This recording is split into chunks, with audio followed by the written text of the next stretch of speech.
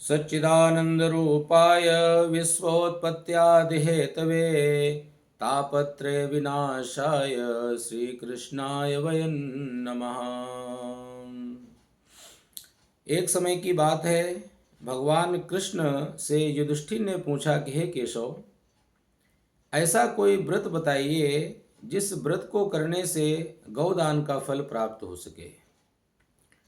तो भगवान कृष्ण ने कहा कि हे युधिष्ठिर, मार्गशीर्ष कृष्ण पक्ष में उत्पन्ना एकादशी आती है, उस व्रत को करने से हजारों गौदान का पुण्य फल प्राप्त होता है। हर महीने में 2 एकादशी आती हैं, एक कृष्ण पक्ष की और एक शुक्ल पक्ष की। एकादशी का संपूर्ण व्रत का संपूर्ण फल प्राप्त करने वाले व्यक्ति को चाहिए कि 10वीं वाले दिन एक समय भोजन करे या रात्रि में 9 बजे के बाद में भोजन ना करे। एकादशी वाले दिन दूध, फल इत्यादि लेकर के इस व्रत का पालन करे, भगवान विष्णु की पूजा करे और ओम नमो भगवते वासुदेवाय या ओम नमो नारायणाय इन मंत्रों का जाप करे और यथाशक्ति एकादशी की रात्रि में भी जागरण करे तो अनंत पुण्य फल की प्राप्ति होती है। मनसा वाचा कर्मणा, मन से किसी के प्रति मन में ईर्ष्या द्वेष न रखे, वाणी से किसी को अपशब्द ना कहे और शरीर के द्वारा भी कोई पाप कर्म न करे।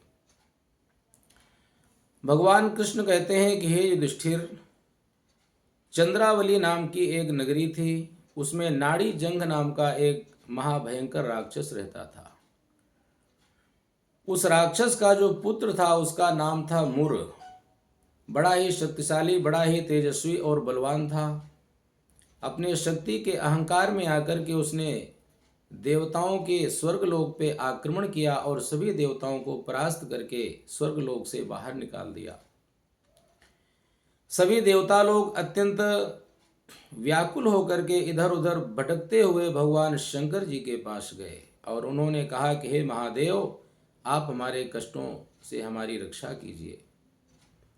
मुर नाम का जो भयंकर राक्षस है उसने हमारे स्वर्गलोक के ऊपर आक्रमण करके हमें परास्त करके स्वर्गलोक के अधिपति बन गए हैं।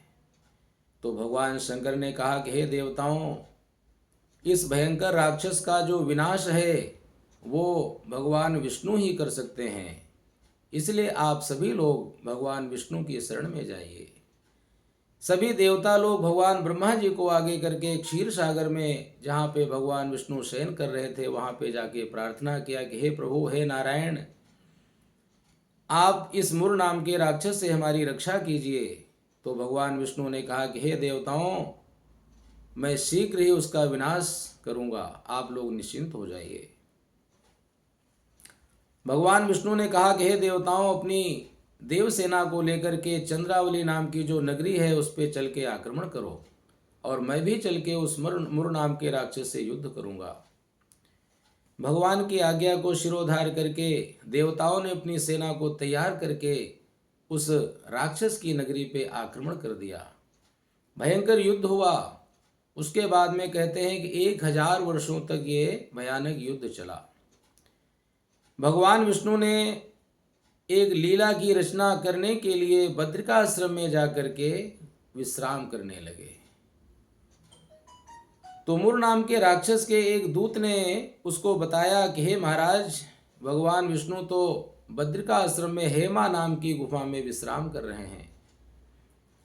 उसने अच्छा अवसर जान करके और बद्रिकाश्रम में उस गुफा के पास में जाकर के भगवान विष्णु को मारने का प्रयास किया।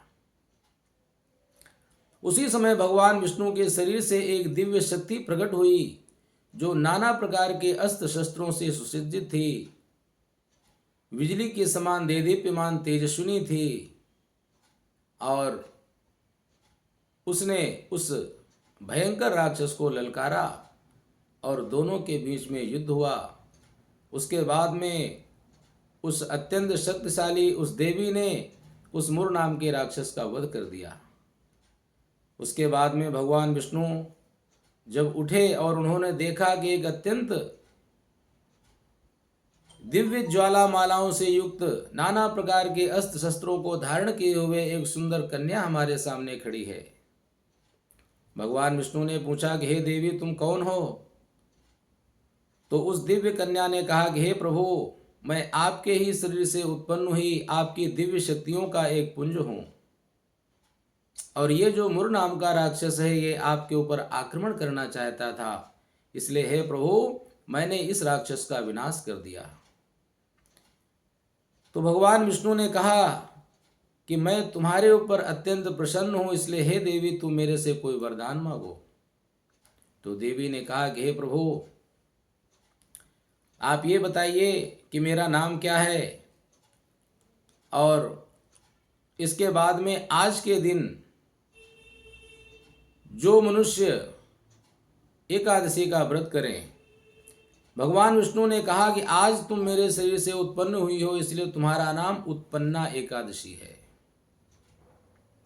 तो उसने कहा कि हे प्रभु, आज के दिन जो भी हमारा व्रत करे उसके समस्त पाप जल करके भस्म हो जाएं, उसके जीवन में धन, ऐश्वर्य, वैभव, सुख, शांति, समृद्धि सभी चीजें उसे प्राप्त हों, और उसके सभी पाप जल के भस्म हो जाएं, ऐसा मुझे वरदान दीजिए। तो कहते हैं कि भगवान विष्णु ने उस उत्पन्ना एकादशी को वरदान दिया कि हे देवी, एकादशी का व्रत तो वैसे कभी भी आप प्रारंभ कर सकते हैं, शुक्र और गुरु तारा अस्त नहीं होना चाहिए।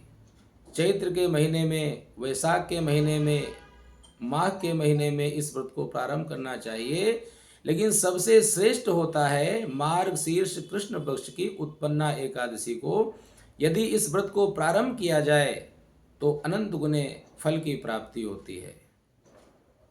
भगवान विष्णु ने कहा कि आज के दिन से जो लोग एकादशी का व्रत प्रारंभ करेंगे और विधि विधान से इस व्रत को रखेंगे, उनके जन्म जन्मांतर के पाप जल के भस्म हो जाएंगे, और उन्हें इस जीवन में सभी प्रकार के ऐश्वर्यों की प्राप्ति होगी, और अंत में उन्हें वैकुंठ लोक की प्राप्ति होगी। इस तरह से भगवान विष्णु ने एकादशी को वरदान दिया, तभी से ये जो एकादशी का व्रत है वो प्रारंभ हुआ। बोलिए लक्ष्मी नारायण भगवान की जय।